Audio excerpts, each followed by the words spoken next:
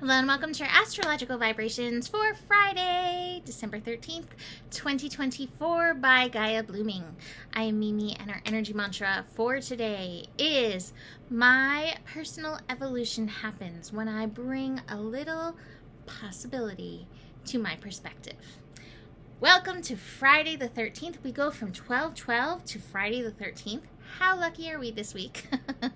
And we're building to a full moon. We have a full moon coming in early on Sunday. So these energies are commingling. We also actually have our third and final evolution day of Sun in Sagittarius. So definitely some commingling today where we can be alchemists and turn any of the poopiness of this week into gold. So let's look at these astro energies. We're finishing up Moon in Taurus. The last connection with Moon in Taurus is with Neptune. So we wake up again on Friday the 13th, which is the day of the goddess. And it has nothing to do with bad luck. It just has to do with antiquated beliefs around the feminine and goddesses and witchery and whatever. So we can take this day and make it lucky. And we want to start off in the morning as the moon and Neptune commingle, connect, bring us the lazy cat. Again, where is your focus when you're waking up? Is it immediately like, ugh, or are you like, I am grateful, this day is going to be magic, I'm going to have synchronicities, I'm going to have goodness, all of that. That's where you want to start. Start by connecting to spirit. Start by connecting to your spirit self. My day is always better. My day is always different when I do that. And if I have moments where I am not able to sleep, which could happen in these incoming energies because it's going to get a little mental with the moon moving into Gemini, rather than be frustrated about not sleeping, see where you can bless. See where you can bless your life. See where you can bless the lives of others within the twirling mind. So, connecting to spirit as we rise, a little bit of lazy cat. We're in the void of the moon, which can be a weird state to wake up into. To be fair, the moon does not shift until 9:22 a.m., so we might be like waking up kind of before that void space. But there's a good chance for many of us we're going to be waking up in the void space. There's two ways that astrology will look at the void moon.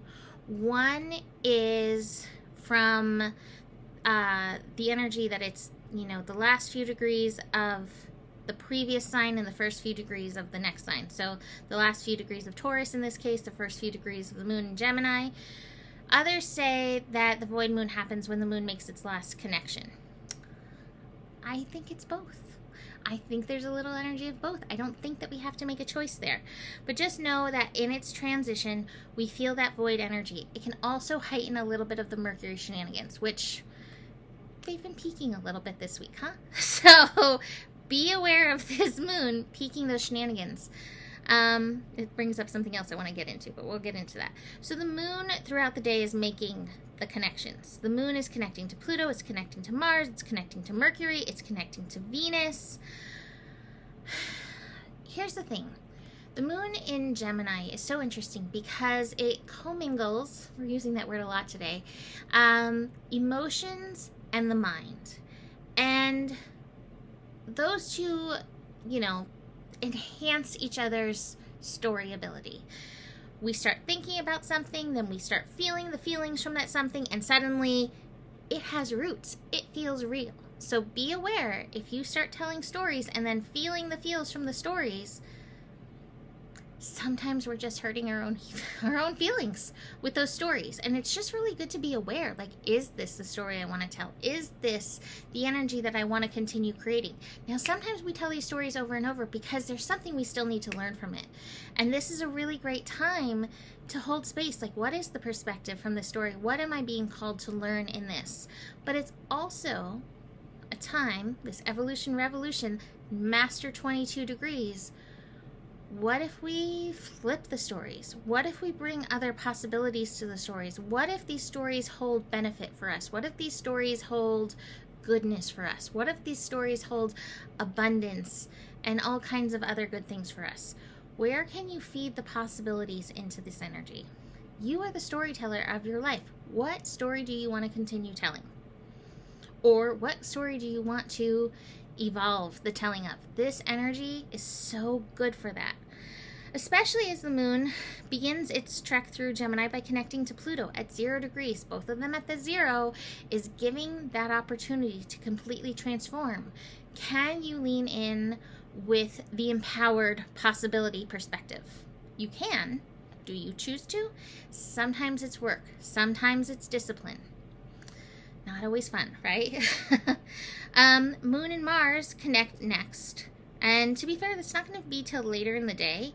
But we may get some good ideas feeding in, and we may feel like taking action. Now, let me say, with Mars retrograde, the actions may go somewhere, the actions may not. But at least, notice what excites your spirit and makes you want to take that action. That's important. Moon is also going to connect to Mercury. This is a good time to connect those two. So Mercury is winding up its retrograde over the next few days. It is also going direct on Sunday. P.S. There will be a scope for Sunday. So Mercury direct and a full moon on Sunday. But we have Mercury and Mars in close to an exact trine. They're not quite there, but they're close enough. And I think that's part of what's been feeding into the enhanced Mercury retrograde shenanigans that have been happening this week. So just be aware, those energies are still commingling. That's been a word for today. I guess there's a commingling going on. They're still working each other. My sister texted me. She's like, I broke this, and then I broke this. I had my own broken moment today. What was it? I ran the garbage disposal, and I had some snake plants that Wolf knocked over that I was trying to root in this, mason jar.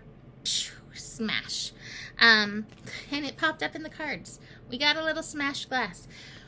When things break, there's energy that needs to be released, and it's releasing. When we lose things, it's creating space for other things that are more aligned with where we're going to come in. Keep that in mind over these next few days as Mars and Mercury still get very close in their connection and in the shenanigans that goes hand in hand with that. Be careful, be aware, one foot in front of the other, but just be aware of those energies. Now, this moon in Gemini, feeding into both of them, it's a sextile with Mars, it's an opposition with Mercury, is just going to play into it. Your words may get wonky, your communications may feel even wonkier. I know, Instagram and a bunch of things went down this week. All part of the process. Try not to get, everybody's like, I'm done with Facebook. I'm like, is it Facebook's fault? This is all part and parcel of the unfolding. Moon is also going to connect to Venus before the evening ends. A nice little trine with Venus. So if you do find yourself going out on Friday night, this is a nice night to meet kin. Similar vibe people. Jump the vibes. Get some good communications going on. See what inspires and enhances your spirit. See what inspires possibilities into your perspectives. So like I mentioned, full moon Gemini on Sunday, Mercury also going direct on Sunday, but the sun also connecting to Uranus on Sunday. So interesting energies coming in. Do recognize that as we build to the full moon, so builds our emotions. You may feel like you have emotional, that's a funny word, I'm going to say what came to me. Emotional parasites to purge. Maybe some parasitic stories that have been feeding off of your energy and not allowing your energy to be its full expressed self. Because that word came to me, I'm going to say there's probably some of that going on, and be aware of that. What stories are draining you instead of helping you fulfill your soul story? I'm going to show these cards first. So we got the Five of Cups. There's some places where we're looking at the broken cups and we're feeling disappointed. But in this card, there's always some other cups that are actually still standing. And we get so distracted by what's broken, we don't recognize what we still have. So keep that in mind. And look, there's always a rainbow after rain. Here's this rainbow. So keep looking for the signs and the support and seeing where we can have the Ace of Good Cheer, where we can have good cheer in these energies, where we know we are creators. What are you creating? What possibilities are you holding on to? We got some mental rebirth coming through. But there's, again, past lives. This is the Moon card. There's some hidden energies. There's some hidden emotions coming up. Spirit wants us to engage body, mind, spirit, soul, and heart with these energies to help move them through, to help rebirth ourselves, to help bring back our sun, solar, innocent selves. This is the Sun card. This is a card. This is arguably, by some, the best card in the deck. So leaning into this energy. And then what we have the Fool. It opens a new path. It opens for better things. Keep your eyes wide and in awe, because there's a lot of stuff to be in awe about. There's magic in this season. I swear to you, despite the challenges of this week, there's magic here for all of us. So, leaving that there for today. Happy Day of the Goddess. Happy Friday the 13th. Let's utilize this energy to receive. I send blessings of reception to all of you, reception of miracles and good things.